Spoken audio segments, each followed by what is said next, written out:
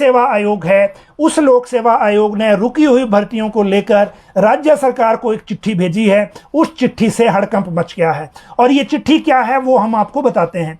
आपको याद है हमने इसकी एक्सक्लूसिव आपको जानकारी दी थी कि राज्य सरकार ने 3 नए पोस्ट कोड रिजल्ट निकालने को लेकर लोक सेवा आयोग को दिए हैं। पहले दिए थे 7 पोस्ट कोड, उसमें से 6 का रिजल्ट घोषित हो गया था। 7वां जो है वो वापस कर दिया था क्योंकि उसमें रिटन टेस्ट नहीं लिया था। एक पद था इसमें भरने को और रिटन टेस्ट नहीं लिया था हमीरपुर आयोग ने, और रूल्स में ये प्रोविजन था नहीं, तो ये वापस लोक सेवा आयोग ने राज्य सरकार को वापस भेज दिया था। तो ये हो गई बात पहली किश्त की। दूसरी किश्त में 3 पोस्ट कोड भेजे गए थे। Post code 958 veterinary pharmacist, post code 967 dispenser, post code 973 electrician. इन पोस्ट कोड को जब लोक सेवा आयोग को भेजा गया तो लोक सेवा आयोग के लोग चले गए यहाँ से हमीरपुर, वहाँ से रिकॉर्ड लेके आए, और रिकॉर्ड लेने के बाद जब शिमला आकर उसको देखा गया तो वो रिकॉर्ड अधूरा पाया गया। और इसीलिए फिर आयोग के हमीरपुर जो लोक सेवा आयोग के सचिव हैं, इन्होंने कार्मिक विभाग के सचिव को चिट्ठी लिखी है। उस चिट्ठी में कहा है, हालांकि ये चिट्ठी 1 पैरा की चिट्ठी है, और इसमें ये कहा है कि जो 3 पोस्ट कोड हम आपने रिजल्ट निकालने के लिए हमारे पास भेजे हैं, इन पोस्ट कोड का जो रिकॉर्ड है वो हमीरपुर आयोग से अधूरा मिला है, तो इसलिए रिजल्ट घोषित नहीं किया जा सकता। इस चिट्ठी के बाद कार्मिक विभाग से लेकर मुख्य सचिव कार्यालय के बीच में हड़कंप की स्थिति है, और वो इसलिए है क्योंकि एक तरफ मुख्यमंत्री चाहते हैं कि रिजल्ट जल्दी घोषित हो, मुख्यमंत्री कार्यालय का प्रेशर भी बहुत है, और ये दोनों तरफ है, चाहे लोक सेवा आयोग हो चाहे कार्मिक विभाग हो।